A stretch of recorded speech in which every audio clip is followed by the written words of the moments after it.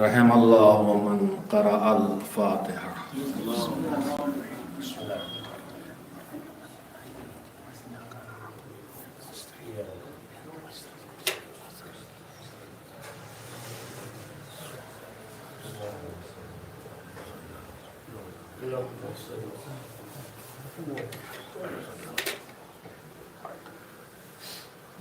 اعوذ باللہ من الشیطان اللعین الرجیم. بسم اللہ الرحمن الرحیم. الحمد للہ رب العالمین والعاقبۃ للمتقین والجنة للمؤمنین والنار للملحدین والصلاة والسلام على سید الانبیاء والمرسلین سیدنا ونبینا وشفیعنا ابی القاسم محمد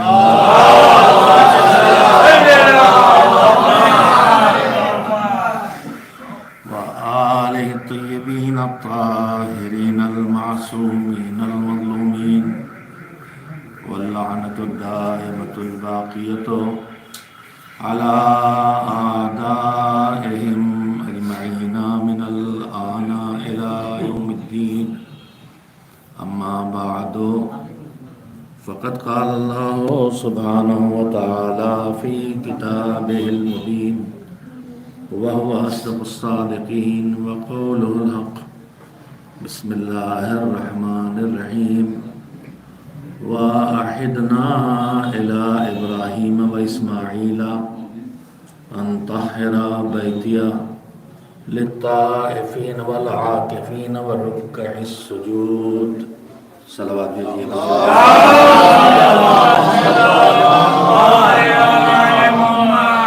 سے پہلے گزارش ہے کہ ایک بار سورہ حمد اور 3 بار سورہ توحید کی تلاوت فرما کے مرحومہ کنیز مہدی کنیز محمدی بنت سید حسن مرحوم کی روح کو ہدیہ کرنا ہے.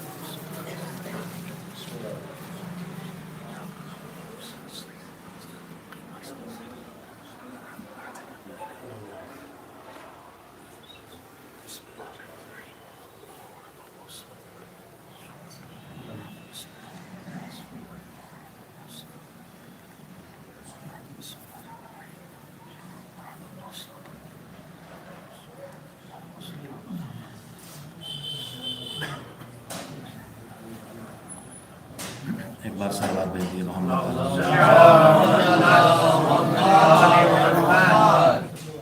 مجلس سے اصال ثواب ہے اور آج معتبر تاریخوں کے مطابق 3 جمادی الثانیہ سن 11 ہجری یعنی آج ہی کی تاریخ سن 11 ہجری شہزادی کونین حضرت فاطمہ زہرا کی شہادت کی تاریخ ہے اور انہی کے کنیز کی سال ثواب کی مجلس ہے. اسی مناسبت کے پیش نظر میں نے کچھ تذکرے پیش کرنے کے لیے سورہ بقرہ کی آیات میں سے آیہ کریمہ کی تلاوت کی ہے، جس میں پروردگار عالم نے بیت خدا بیت اللہ خانہ کعبہ کی تعمیر کے تفصیلات کو بتاتے ہوئے قرآن کریم میں پیغمبر صلی اللہ علیہ وآلہ وسلم کو خطاب کرتے ہوئے ارشاد فرمایا ہے کہ واحد نہ یاد کرو اس وقت کو جب ہم نے واحد نہ الی ابراہیم و اسماعیل، ہم نے ابراہیم اور اسماعیل دونوں سے یہ عہد لیا کہ انطہر بیتیا، کہ تم دونوں میرے گھر کو پاک کرو اور پاک رکھو، للطائفین والعاکفین والرکع السجود، ان کے لیے جو طواف کریں اس گھر کا، ان کے لیے جو یہاں آ کے عبادت گزار ہوں، ان کے لیے جو رکوع کریں، ان کے لیے جو سجدے کریں۔ عزیزان محترم، قرآن کریم میں بیت کی طہارت کا بھی اعلان ہے اور اہل البیت کی طہارت کا بھی اعلان ہے، لیکن دونوں کے اعلان میں جو لہجہ الہی ہے اس میں ایک فرق ہے۔ بیت کی طہارت سے جڑی ہوئی آیت میں نے ابھی آپ حضرات کے سامنے پڑھی ہے، اور اہل البیت علیہ السلام کی طہارت سے مربوط جو اعلان پروردگار ہے وہ ہم سب کو زبانی یاد ہے۔ سورہ احزاب کی آیت، بسم اللہ الرحمن الرحیم، انما یرید اللہ لیذھب عنکم الرجس اہل البیت ویطہرکم تطہیرا۔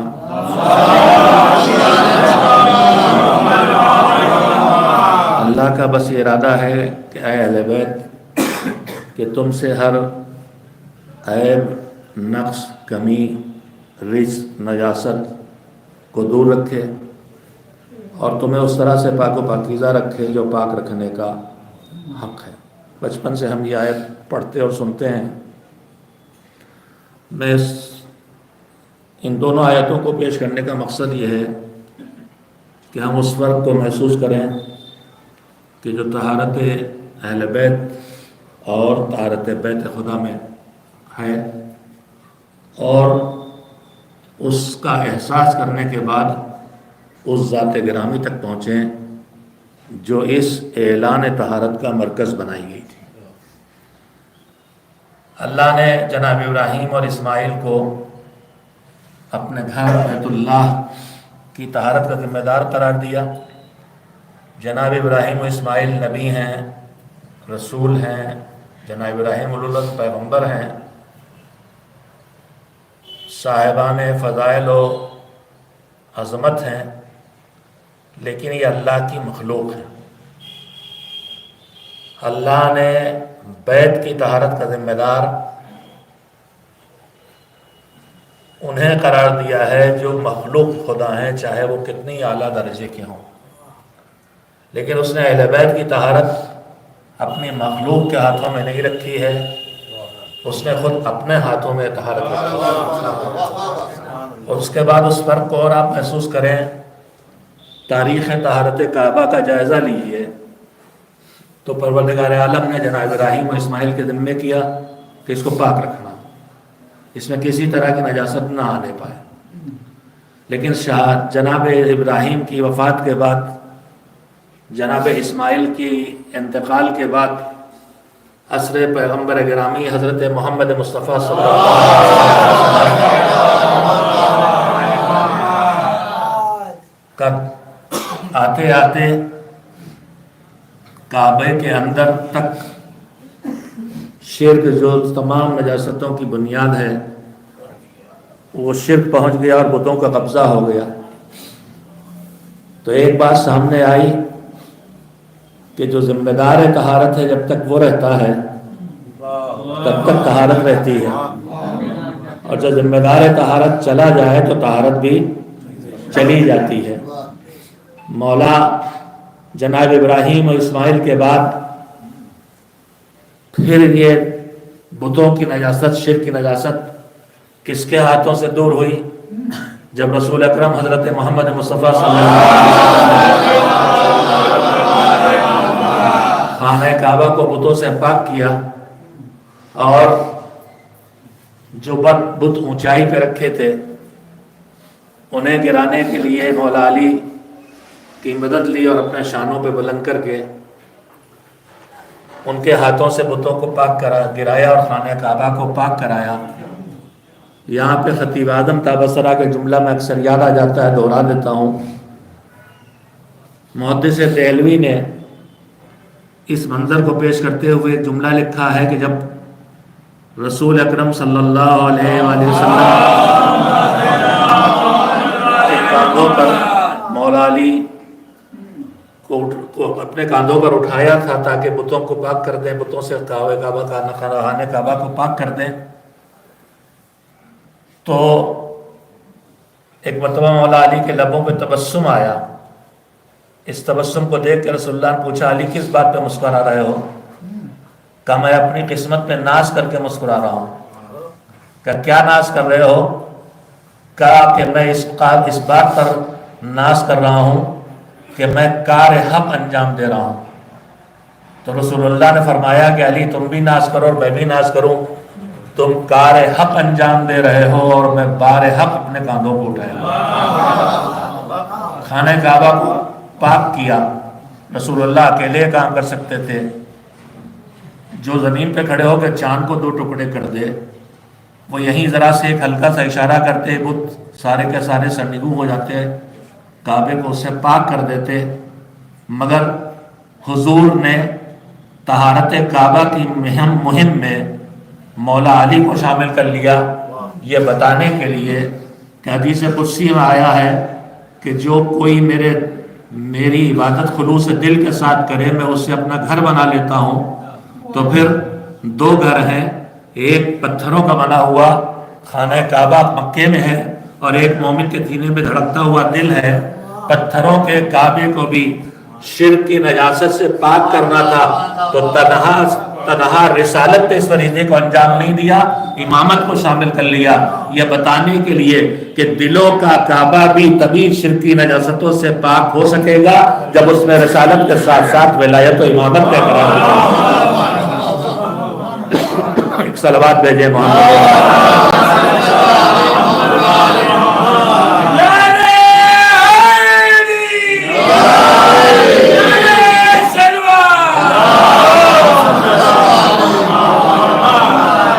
طہارت بیت کے ذمہ دار جناب ابراہیم و اسماعیل بنائے گئے. جب تک وہ پاک رہے خانہ کعبہ پاک رہا. یہاں سے اصول ملا, قیمتی بات ارز کرنا چاہتا ہوں کہ جب تک ذمہ دار طہارت رہے طہارت رہتی ہے, اور جب ذمہ دار طہارت چلے جائیں تو طہارت چلی جاتی ہے. صدیوں کے بعد پیغمبر آئے, انہوں نے مولا علی کے ساتھ مل کے خانہ کعبہ کو بتوں سے پاک کیا.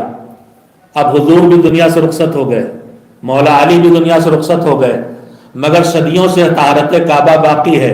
اصول تو ملا تھا کہ ذمہ دار طہارت رہے تو طہارت رہتی ہے, ذمہ دار چلا جائے تو طہارت چلی جاتی ہے.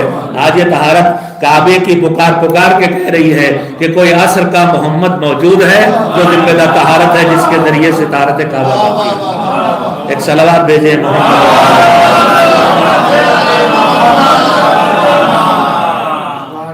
میں نے گفتگو جہاں سے شروع کی تھی, زیادہ تفصیل میں جانے کے بجائے وقت بھی زیادہ گنجائش نہیں ہے, نماز وقت نزدیک آ رہا ہے اور یہ ہمارے حالات کی مجبوری, اس گفتگو کو بھی اتنی گنجائش نہیں, لیکن اتنی ضروری بات ہے کہ میں یہی عرض کیا دیتا ہوں. میں نے بارہا یہ بات کہی اور دہراتا رہوں گا کہ دیکھیے پروردگار عالم نے ہمارے اوپر جو ذمہ داریاں رکھی ہیں, چاہے وہ واجبات کی شکل میں ہوں یا جو نیک کام کی گنجائش رکھی چاہے وہ مستحبات کی شکل میں ہوں, اس میں 2 طرح کی چیزیں ہیں. کچھ وہ ہیں جن کے لیے اللہ نے بتایا کہ تمہیں یہ کرنا اور اس کا یہ وقت معین ہے, اور کچھ وہ ہیں جن کے لیے اس نے نیکی کا حکم تو دیا ہے لیکن اس کا کوئی وقت معین نہیں کیا. اب جن کا وقت معین ہے وہ معین وقت نہیں کرنا ہے, اگر اس سے الگ جا کے کیا جائے تو پھر وہاں سے قضا کا مسئلہ شروع ہوتا ہے اور اپنی ذمہ داری سے ہٹنے کا مسئلہ شروع ہوتا ہے. لیکن جس کا وقت معین نہیں اس کا ہر وقت معین. میں اس بحث میں اس وقت نہیں جانا چاہتا, میں صرف عرض یہ کرنا چاہتا ہوں کہ اب ہماری عادتیں بدلی ہیں اور ان عادتوں کو بدلنا اب ہمارے لیے ممکن نہیں رہا ہے. ہماری رات دیر میں شروع ہوتی ہے, ہماری صبح دیر میں شروع ہوتی ہے, ہم دیر میں اٹھتے ہیں, دیر میں زندگی شروع کرتے ہیں. جاڑوں میں نماز وقت جلدی آتا ہے, نماز سے پہلے ساری مجلس نہیں کی جا سکتی.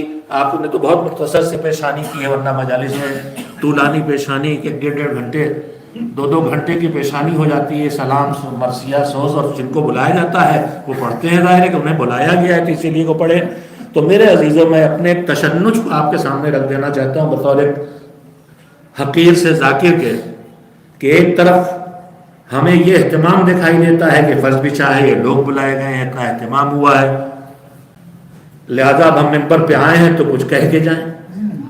دوسری طرف ہمارے اوپر ایک دباؤ ہوتا ہے کہ اول وقت نماز ہے, اور اول وقت نماز آیا ہے تو کربلا میں حسین نے جنگ روک دی تھی اس اول وقت کے لیے, تو پھر ہمیں بھی پہلے اس کو ترجیح دینا چاہیے. تو اس تشنج کا شکار ہو کے دباؤ میں آ کے شاعر بھی پڑھتا ہے, دباؤ میں آ کے ذاکر بھی پڑھتا ہے.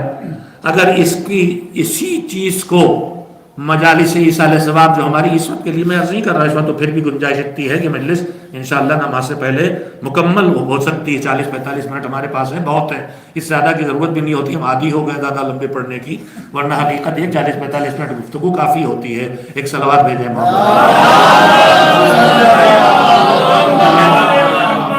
جلدی سے کہہ دینا چاہتا ہوں، میں نے کئی سال پہلے یہ بات عرض کی تھی کہ ہم اپنی عادتیں اب نہیں بدل سکتے، ان سے ٹکرا کے بگاڑنے سے کوئی حاصل نہیں ہے، لہذا میں نے عرض کیا تھا کہ ایصال ثواب کا مطلب یہ ہے کہ ہم وہ کام کرتے ہیں جن کاموں کو کر کے ہم مرحوم تک اس کا ثواب پہنچا سکیں۔ پروردگار عالم نے ایک نظام رکھا ہے تمام اعمال پر، اچھے کاموں پر جزا کا، اجر کا، ثواب کا، اور کم سے کم ثواب 10، ایک نیکی کے بدلے میں 10 ثواب ہیں، مگر ایسا نہیں ہے کہ بس ہر نیکی کے بدلے میں 10 ہی ثواب ہیں، مسلسل ایسی نیکیاں سامنے آتی ہیں جن میں ایک ہی نیکی جتنا خلوص بڑھے، جتنی کوالٹی بڑھے، جتنا للہیت بڑھے، اللہ اسی عمل کو قیمتی بنا دیتا ہے، اور اتنا قیمتی بنا دیتا ہے کہ کہتا ہے اب 10 نہیں 100 نہیں 70,000 70,000 نہیں 70 لاکھ۔ اور اس کے بعد روایات آپ روز پیش نماز حضرات سے سنا کرتے ہیں کہ اگر کسی جماعت میں 10 لوگ کھڑے ہو جائیں، میں ماموم 9 نمازی اور ایک پیش نماز، تو اس 10 لوگوں کی جماعت کا ثواب اللہ اتنا دیتا ہے کہ اگر سارے دریا اور سمندر کا پانی روشنائی بنا دیا جائے، سارے درختوں کی لکڑی کو قلم بنا دیا جائے، اور چھال کو کاغذ بنا دیا جائے، اور جن و انس یا انس و ملک دونوں مل کے اس کا ثواب لکھیں تو نہیں لکھ سکتے۔ بہتر فضیلت جماعت آپ کے سامنے نہیں عرض کر رہا، میں آج یہ کر رہا ہوں کہ اللہ نے ایسے ثواب بھی رکھے ہیں کہ جن میں ثواب انگنت ہو جاتا ہے، انسان کے بس کا، مالک کے علاوہ کسی کے مخلوق کے بس کا اس کی حد بندی کرنا نہیں رہ جاتا۔ اس میں ایک نماز جماعت بھی ہے جس میں 10 لوگ کھڑے ہوں۔ میں نے ایک گزارش کی تھی کہ ہم ایصال ثواب کے نام پہ تلاوت کرتے ہیں، قرآن پڑھتے ہیں، دعائیں پڑھتے ہیں، تسبیحات پڑھتے ہیں، صدقات دیتے ہیں، نذر کرتے ہیں، نیاز کرتے ہیں اور خیرات کرتے ہیں، اور جو بھی اچھے کام کرتے ہیں، ان سب کے ثواب میں جائیں آپ تو چاہے 10 ملے، 70 ملے، 70,000 ملے، مگر کسی کا لامحدود ثواب ہمیں دکھائی نہیں دیتا۔ کیا حرج ہے اگر ہم اس جماعت کو بھی اسی ایصال ثواب کے پروگرام کا ایک حصہ بنا لیں، اس طرح سے کہ ہمارے پاس وقت اگر اتنا نہیں ہے کہ نماز کے بعد ہم مجلس کر سکیں، نماز سے پہلے مجلس بھی ہو جائے اور پیشانی بھی ہو جائے، تو جتنا حصہ نماز سے پہلے ہو جائے اتنا حصہ پہلے ہو جائے، اس کے بعد نماز جماعت بھی ثواب کے لیے ہو جائے، اور اس کے بعد پھر سے مجلس ہو جائے، تو اس طرح سے نماز بھی اول وقت ہو جائے گی، اور اس کے ساتھ ساتھ ثواب کا سلسلہ بھی لامحدود دائرے کے اندر چلا جائے گا۔ مگر اس کے لیے تھوڑی سی جرأت کی ضرورت ہے اور ہمیں توجہ دینے کی ضرورت ہے۔ ایک صلوات بھیجیں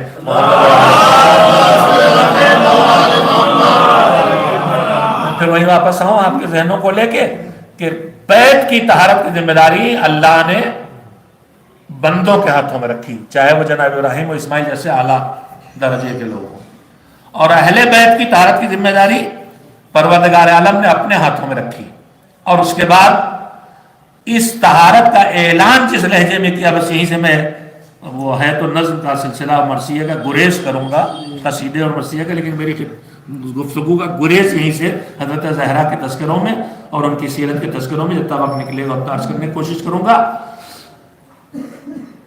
آئے کثیر ہم بچپن سے سنتے ہیں، ابھی میں نے ترجمہ پڑھنا شروع کیا تو آپ نے مجھ سے پہلے مکمل کر دیا تھا، مگر ایک لفظ کی طرف توجہ دلانا چاہتا ہوں، شاید قابل توجہ ہو۔ اللہ کہہ رہا ہے کہ بس اور بس اللہ کا ارادہ ہے یہ اہل بیت کہ تم سے ہر رزق کو دور رکھے اور تمہیں اس طرح سے پاکیزہ رکھے جو پاک رکھنے کا حق ہے۔ یہ لفظ ہماری زبانوں پہ جاری ہے، مگر اس لہجے کا مطلب کیا ہوتا ہے اردو میں آسانی سے سمجھانے کے لیے میں عربی کی اس کیفیت کو یطہرکم تطہیرا کے اندر جو کیفیت اس کو منتقل کرنے کے لیے اردو کی زبان کے کلمات سے مدد لے رہا ہوں کہ جب کوئی اس انداز میں وعدہ کرے کسی کام کا کہ ہم اس کام کو ویسے کریں گے جیسے اس کام کے انجام دینے کا حق ہے، تو اس کا مطلب کیا ہوتا ہے؟ اس کی مثال میں دیتا ہوں کہ میرا تعلق تعلیم سے ہے، دین سے ہے، دینی تعلیم سے، بالخصوص ابتدائی ضروری تعلیم سے لے کے اعلیٰ دینی تعلیم تک۔ پہلا مشن یہ ہے کہ ہر شیعہ بچے تک، ہر مومن کے بیٹے بیٹی تک اتنا دین اس تک پہنچا دیا جائے کہ جو اس کی زندگی کی دینی ضرورتوں کو اور اس کے فرائض کو اسے بتا سکے، اور اس کے عقائد کو اس کے لیے محفوظ کر سکے، اور اس کی تاریخ اسے بتا سکے، اور جن کا وہ ماننے والا ہے ان کی سیرت بھی ان تک پہنچا سکے۔ جو ہمارا نصاب ہے وہ انہی 4 حصوں پر مشتمل ہے۔ اس کے بعد اعلیٰ دینی تعلیم کا سلسلہ ہے۔ بہت سے مدارس تھے، لیکن مولانا فلاں عسکری اللہ مقامہ نے اس میں جامعہ امامیہ اور جامعۃ الزہرا کی تاسیس کی بات کیوں کی، اور جامعہ امامیہ کو قائم کیا، تاکہ انہی کے الفاظ یہ تھے کہ ہم ایک مبلغ تیار کر سکیں، ایک بعمل عالم تیار کر سکیں۔ اور ہماری قوم کی ضرورت ہے، جیسے فریضہ واجب کفائی کہتے ہیں اس کو، جس طرح سے ہمارے اندر جب تک اتنے ڈاکٹر پیدا نہ ہو جائیں کہ جتنی ہماری قوم کی ضرورت ہے، اس وقت ہمارے معاشرے پر واجب ہے کہ ڈاکٹر پیدا کرتا رہے، صرف مولوی کی بات نہیں ہے۔ جب تک کہ اتنے انجینئر اب پورے زندگی بسر کرنے کے لیے جن شعبہ حیات میں انسانوں کی ضرورت ہے، ملت پر بطور واجب کفائی یہ ذمہ داری ہے کہ ان تمام شعبہ حیات میں افراد کو پیدا کرتے رہیں۔ بات صرف ڈاکٹر کی، انجینئر کی، مولانا کی نہیں ہے، ہر ضرورت حیات میں ہمارے درمیان سے لوگوں کو پیدا ہونا چاہیے۔ یہ غلط فہمیاں پیدا ہو گئی ہیں کہ کبھی کبھی یہ خیال پیدا ہوتا ہے کہ بس مولوی بنانے لگے، نہیں، ہمارے سارے مدارس مل کے بھی 500 مولوی بھی اس وقت پورے ہندوستان میں تیار نہیں کر رہے ہیں۔ اگر واقعہ ایمانداری سے دیکھا جائے تو اس سے کہیں ضرورت نہیں پوری ہو رہی ہے۔ ہمارے ڈاکٹرز کی تعداد الحمدللہ اس سے زیادہ ہے، انجینئرز کی تعداد اس سے زیادہ ہے، بہت زیادہ ہے، لیکن پھر بھی ضرورت پوری نہیں ہو رہی۔ میں اس موضوع پہ اس وقت گفتگو نہیں کرنا چاہتا ہوں، لیکن اتنا عرض کرنا چاہتا ہوں، واجب کفائی تو ہم آپ جانتے ہیں اس کی بونڈی سے مثال ہے، مگر کوئی حرج نہیں لینے میں کہ اگر کسی ایک نماز ہے ظہر، عصر، مغرب، عشاء، یہ ہم میں سے ہر ایک پہ واجب ہے، اور ایک نماز وہ ہے کہ واجب سب پہ ہے، مگر کوئی ایک کر دے تو باقی سے ختم۔ نماز میت کی نماز ہی نہیں، میت کے تمام احکام، غسل و کفن سے لے کے دفن کرنے تک یہ واجب کفائی ہے کہ کسی مسلم کی موت ہو تو ساری امت پر جہاں تک خبر پہنچی وہاں تک واجب ہو گیا۔ اب ظاہر خبر کے پہنچے بغیر واجب نہیں ہوگا، جہاں سے علم آتا وہاں ذمہ داری آتی ہے، تو خبر پہنچی تو واجب ہو گیا۔ مسلم کی میت ہو تو اب اس کے اوپر واجب ہے پورے اس معاشرے پر جس کو اس کی خبر ہو گئی، اگر ان میں کوئی ادھر نہ جائے تو سب گنہگار ہوں گے جن کو خبر ہوئی، اگر ان میں کچھ ایک یا چند ادا کر دیں تو باقی ذمہ داری ختم ہو جائے گی۔ یہ ہے واجب کفائی۔ تو اسی طرح سے مسلم معاشرے پر، خاص کر کے اہل بیت علیہ السلام سے وابستہ جو معاشرہ ہے، جو شیعہ اثنا عشری کہلاتے ہیں، ہمیں اس بات پر توجہ دینے کی ضرورت ہے کہ مذہب کہیں سے یہ نہیں کہتا ہے کہ تم یہ کرو اور وہ نہ کرو، ڈاکٹر بننے سے نہیں روکتا، انجینئر بننے سے نہیں روکتا، بلکہ واجب کفائی کے طور پر پوری امت واجب کرتا ہے کہ اتنے ضروریات پورے کیے جائیں۔ ایک صلوات بھیجیں محمد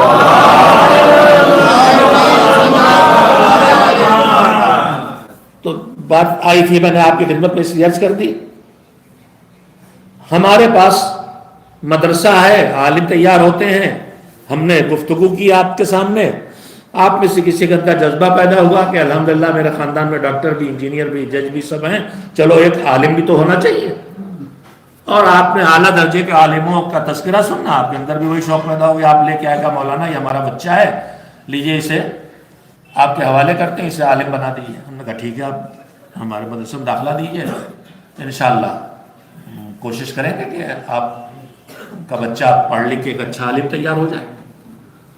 کہا مولانا دیکھیے ذرا توجہ سے پڑھائیے گا، ہم نے کہا انشاءاللہ ایک صلوات بھیجے محمد والا۔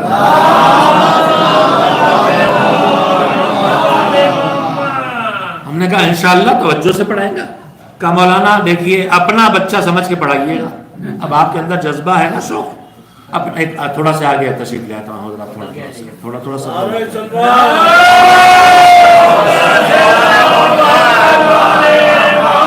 اپنا بچہ سمجھ کے پڑھائیے گا۔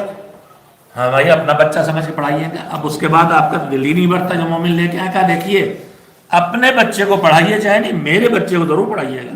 عام فہم سی مثال ہے, بزرگوں سے معذرت کے ساتھ مجلسی مجمع ماشاءاللہ ہزاروں مجلسیں آپ سن چکے ہیں.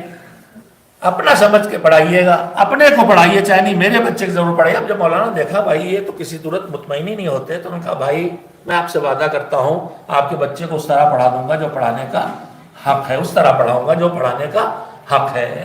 مطمئن ہو کے چلے آئے کہ اب تو چلو بھائی مولانا نے کہا ہے اس طرح پڑھائیں گے جو پڑھا دینے کا حق ہے.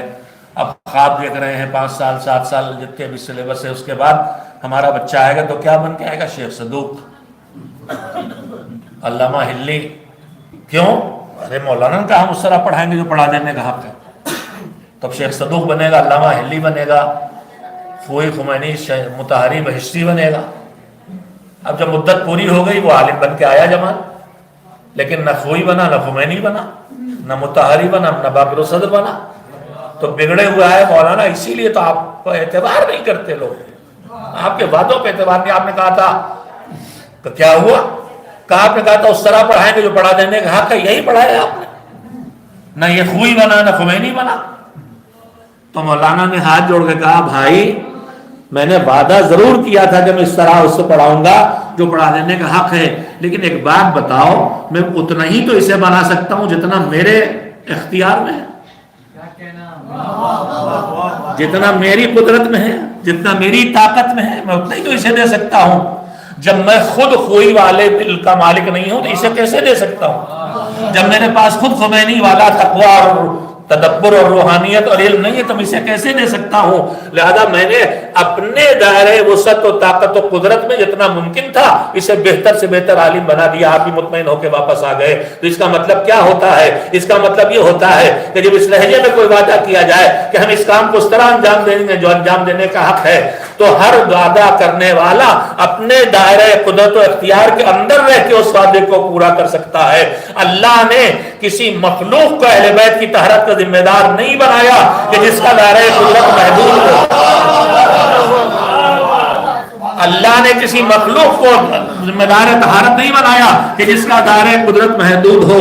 نہ قدرت خدا کی حدیں کسی کو معلوم ہو سکتی ہیں اور نہ طہارت محمد و آل محمد کی عظمتوں کی اور خوشیوں کی کوئی درک کر سکتا. ایک صلوات بھیجیں.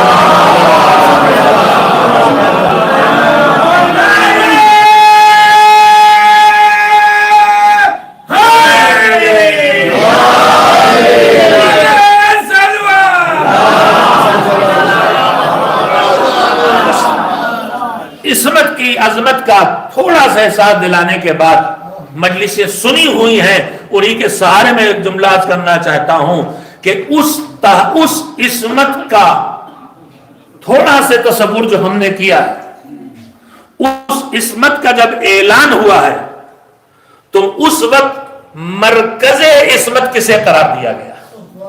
ہم فاطمہ و ابوہا و بالوہا و بنوہا. ہم کسی گھرانے میں جاتے ہیں, ہم کسی کو نہیں پہچانتے ہیں تو ہم پوچھتے ہیں بھائی ذرا تعارف تو کرا دیجئے. تو گھر کے چھوٹے بچے کو نہیں بلایا جاتا, گھر کے بزرگ کو پہچانوایا جاتا ہے. یہ اس گھر کے بزرگ ہیں, ان کا نام جناب محمد علی صاحب ہے, یہ ریٹائرڈ پروفیسر ہیں, یہ ان کے بیٹے ہیں, یہ ان کی بیٹی ہیں, یہ ان کے داماد ہیں, یہ ان کے بھائی ہیں, یہ ان کے پوتے پوتی نواسے ہیں. میں نے جو کہنا چاہا متوجہ ہو گئے. مرکز طہارت ہمیشہ بزرگ کو بنایا جاتا ہے. پنجتن پاک چادر کے نیچے جمع ہے. ادھر جبریل پوچھ رہے ہیں میرے مالک یہ ہے کون؟ تو جواب میں کہتے ہیں میرا رسول ہے, یہ میرے رسول کا داماد ہے, یہ میرے رسول کی بیٹی ہے, یہ میرے رسول کے نواسے ہیں. اچھا رسول نہیں مولا علی بھی موجود ہے سب دور تر. یہ میرے رسول کا وصی ہے, یہ میرے رسول کا داماد ہے, یہ میرے فاطمہ کا شوہر ہے, یہ حسنین کے بابا ہیں. پھر میں یاد دلاؤں, بزرگوں سے سنی ہوئی بات عرض کر رہا ہوں, کوئی نئی بات نہیں ہے. مرکز تعارف عصمت و طہارت اگر کسی اور کو بنایا جاتا تو بغیر فاطمہ کے ممکن نہیں تھا. یہ رسول ہیں, یہ ان کی بیٹی ہیں, ٹھیک, یہ ان کے داماد ہیں. تو داماد ہوئے تو بیٹی بیچ میں آ گئی. یہ رسول ہیں, یہ ان کے نواسے ہیں, نواسے ہیں تو بیٹی بیچ میں آ گئی. اس طرح میں بس وقت نہیں لوں گا. تمام اصحاب قصہ پہ آپ نظر ڈال لیں، جہاں رشتے بنتے ہیں درمیان میں فاطمہ کے بغیر نہیں بنتے، مگر فاطمہ تنہا وہ ذات گرامی ہے کہ جن سے تمام مرکز عصمت بن سکتی ہیں، اس لیے کہ ان کے سب سے براہ راست رشتے ہیں، یہ فاطمہ ہیں، یہ ان کے بابا ہیں، یہ فاطمہ ہیں، یہ ان کے شوہر ہیں، یہ فاطمہ ہیں، یہ ان کے بچے ہیں۔ ایک صلوات بھیجیں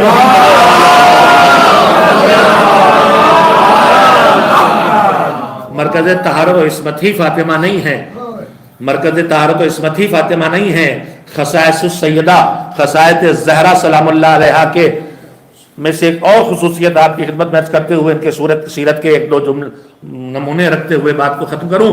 میں جسے آپ مسلسل سن رہے ہیں، تذکرے سن ہی رہے ہیں، میرے عزیزوں، اللہ نے جو نظام ہدایت ہم انسانوں کے لیے بنایا، اس نظام ہدایت میں اس نے 1,24,000 نبی بھیجے۔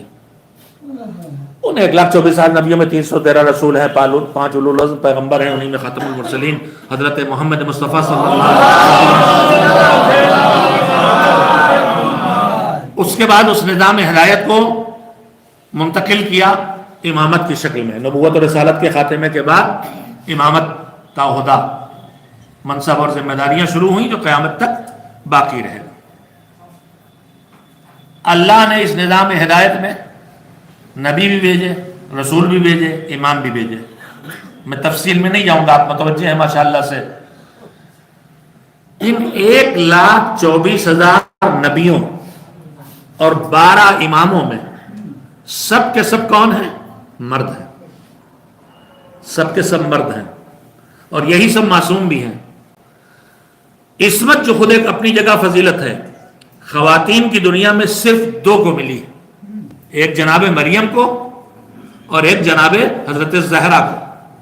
مگر جناب، توجہ دیجئے گا، میں سمیٹ کے بات کو کہہ رہا ہوں، جسے آپ سنتے رہتے ہیں، پھر یاد دلا دیتا ہوں۔ رسول اکرم صلی اللہ علیہ وآلہ وسلم نے فرمایا فاطمہ کو بضعۃ منی۔ یہاں پہ ترجمے میں اکثر ہم جذبات کہہ لیتے ہیں، حضور نے فرمایا فاطمہ میرے جگر کا ٹکڑا ہے۔ نہیں، اگر جگر آپ بڑھا دیں گے تو یہ لفظ ایک جذباتی جملہ بن جائے گا، رسالتی گفتگو نہیں رہے گی۔ یہاں رسالت اپنی بات کہہ رہی، فاطمہ تو بضعۃ منی، فاطمہ میرا ٹکڑا ہے۔ اور قرآن کہہ رہا وما محمد الا رسول، اور پیغمبر صرف رسول ہیں، تو پھر دونوں کو ملا کے نتیجہ نکلتا فاطمہ رسالت کا حصہ۔ لقد کان لکم فی رسول اللہ اسوۃ حسنہ لمن کان یرجو اللہ والیوم الآخر وذکر اللہ کثیرا۔ تمہارے لیے نمونہ عمل ہے رسول اللہ کی ذات، اس کے لیے کہ جو اللہ سے امید رکھے اور قیامت کے آنے کی امید بھی رکھتا ہو اور اللہ کو خوب یاد رکھتا ہو، تو رسول اسوہ حسنہ ہے۔ اور مجلسیں آپ سنتے ہیں کہ یہ رسالت جو اسوہ حسنہ ہے، اسی طرح سے 12 امام بھی ہمارے لیے اسوہ ہیں، ہمارے لیے آئیڈیل ہیں۔ ہمیں ان کے حیات، ان کو دیکھ کے روشنی لے کے زندگی بسر کرنا۔ مگر رسول اگر اسوہ ہیں اور فرماتے صلو کما رأیتمونی اصلی، اس طرح نماز پڑھو جیسے مجھے پڑھتے دیکھا، تو میرے حضور یا تو احکام میں کہیں بھی ایک جگہ بھی، پوری بات سنی ہے نتیجے کے لیے دوہرا رہا ہوں، کہیں بھی ایک جگہ بھی مردوں اور عورتوں کے عمل کی شکلوں میں تبدیلی نہ کر، جیسے مرد کو نماز پڑھنا ہو ویسی عورت کو بھی پڑھنا ہو۔ اگر مرد کو رکوع میں جا کے ہاتھوں سے گھٹنوں کو پیچھے دبا کے بدن سے کوہنیوں بازوؤں کو دور کر کے اپنے بدن کے وجود کا مظاہرہ کرنا ہے تو اسی طرح عورتوں کو رہنے دے۔ لیکن اگر سجدے میں جا کے پیشانی کے پاس ہاتھوں کو سیدھا رکھ کے بدن سے دور بازوؤں کو کر کے گھٹنوں پہ ٹیک کے اپنے جسم کو بھی فاصلہ دے کے نمایاں پوری نماز پہ آپ توجہ کروائیں، تو جو مستحبات ہیں مردوں کے لیے وہ نمایاں کرنے کی طرف لے جاتے ہیں، جسم کو کا مظاہرہ کرنے کی طرف لے جاتے ہیں۔ اور جو خواتین کے مستحبات ہیں وہ سب جسم کو سمیٹنے کے ہیں۔ رکوع میں جاؤ تو سمیٹ کے ہاتھ کو رکھو، سجدے میں جاؤ تو وجود کو سمیٹ کے رکھو۔ تو مالک وہاں مظاہرے کا حکم ہے، یہاں چھپانے کا حکم ہے۔ میں جملہ یہی کہوں کہ جب بارگاہ خدا میں جائے تب بھی اپنوں چھپا چھپا کے جائے۔ جہاں کوئی اور تصور نہیں ہے تو اس کے آگے خود ذمہ داری سمجھی جا سکتی ہے۔ تو میرے مالک یا تو ان عبادات میں فرق نہ کرتا، اگر نماز ایک ہی طرح کی پڑھنا تھی، اگر جسم کے چھپانے کے دونوں کے ایک مسائل ہیں، ایسا نہیں کہ حجاب مردوں کے لیے نہیں ہے، لفظ حجاب آتے ہی ہمارے نماز میں عورتیں آ جاتی، برقع آ جاتا ہے، چادر آ جاتی، نہیں، حجاب مردوں کے لیے بھی ہے، حدیں الگ الگ ہیں، ہمیں بھی چھپانا جسم کے کچھ حصے کو، ایسا نہیں کہ ہم بالکل آزاد ہیں، ہمیں بھی چھپانا ہے، حدیں الگ الگ ہیں۔ تو اگر جسم کے چھپانے کے احکام الگ الگ ہو جائیں، اس کے علاوہ بہت سے مسائل ہیں، تو یا تو مالک ان سب کو سارے مردوں اور عورتوں کے احکام ایک طرح کر دے، اگر ایک طرح نہیں کیا ہے تو مالک رسول اللہ اسوا ہے، تو یہ خواتین کس سے نماز سیکھیں، یہ کس کو دیکھ کے نماز پڑھیں؟ تو وہیں سے اللہ کے پیغمبر نے جواب دی، فاطمہ تو بضعۃ منی، فاطمہ رسالت کا ٹکڑا ہے، بیٹی کو دیکھتے جاؤ اور میری کنیزوں اس طرح عمل کرتی چلی جاؤ، تم رسالت کی اسوہ مان رہے ہو، یہ جزو رسالت ہے۔ ایک صلوات بھیجیں۔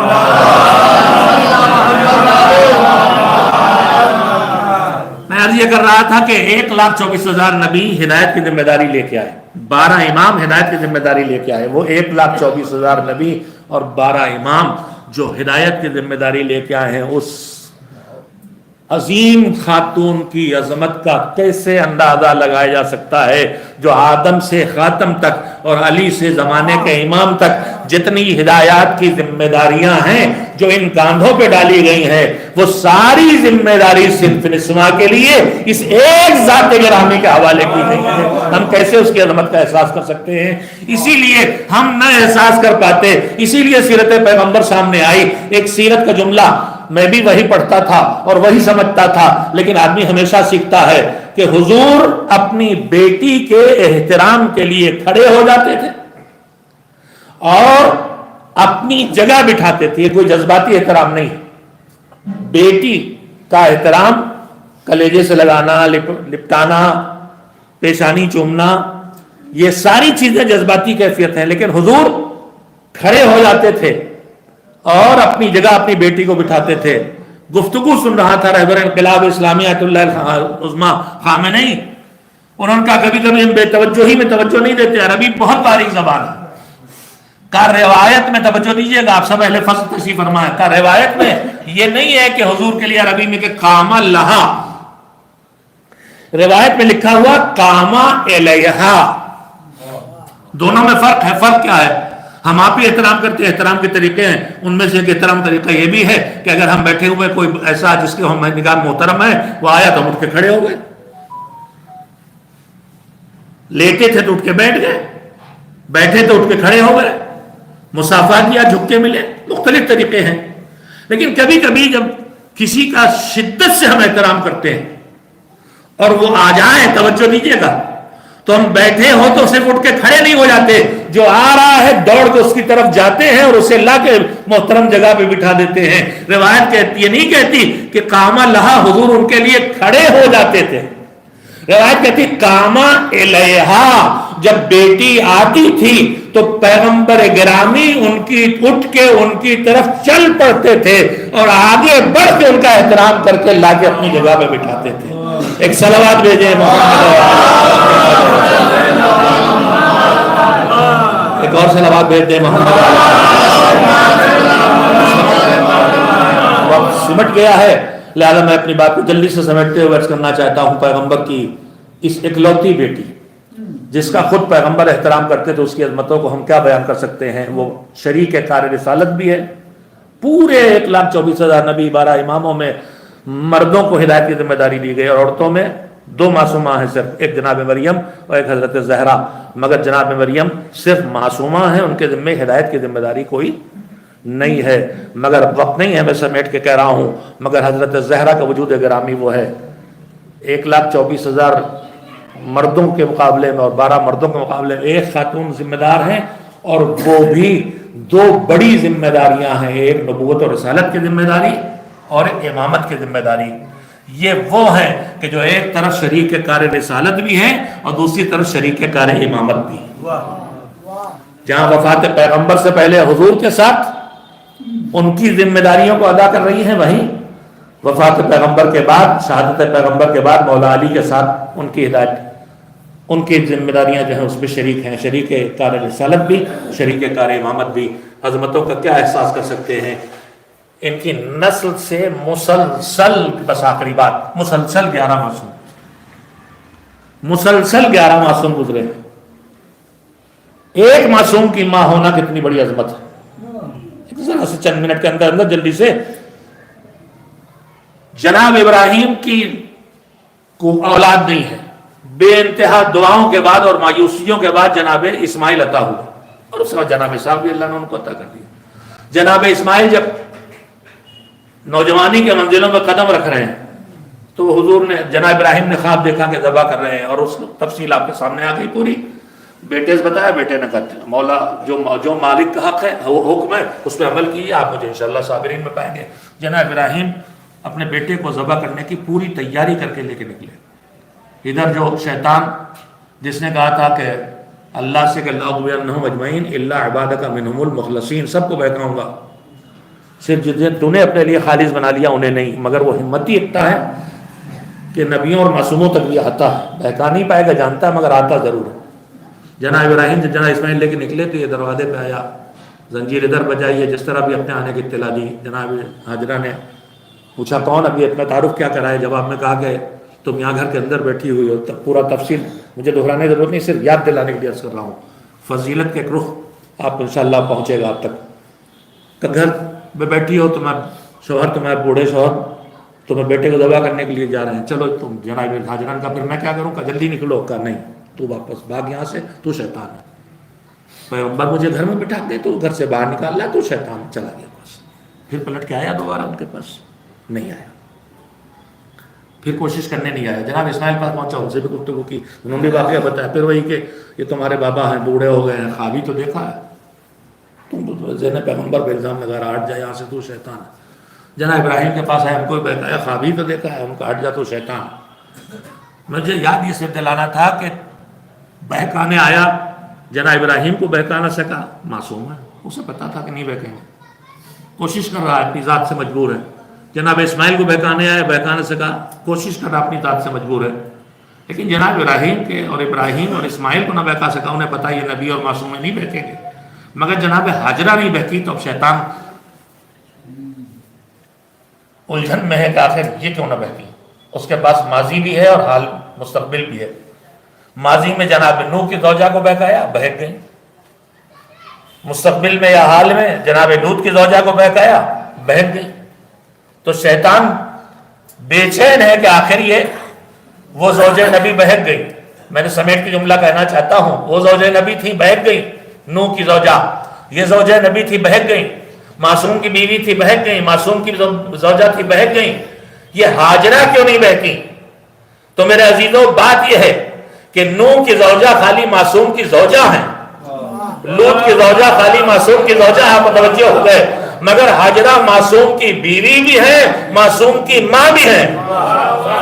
تو شیطان کے بہکاوے میں زوجہ معصوم آ سکتی ہے، مگر زوجہ معصوم بہک جائے، معصوم کی ماں نہیں بہک سکتی.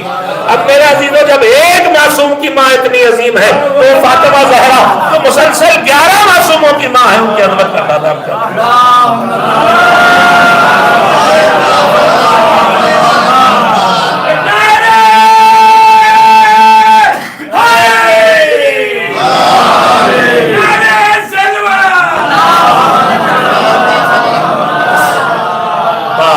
خاتون کی عظمتوں کا اندازہ ہم نہیں لگا سکتے، مگر جتنی عظمتوں کا احساس ہو ان عظمتوں کی روشنی میں ہمیں اس کی سیرت کو سمجھ کے اور اس پر عمل کرنا چاہیے. وقت ختم ہو گیا، سیرت کے نمونے پیش کرنے وقت نہیں، مجلس سے ہو رہی ہیں، آپ سنتے آ رہے ہیں.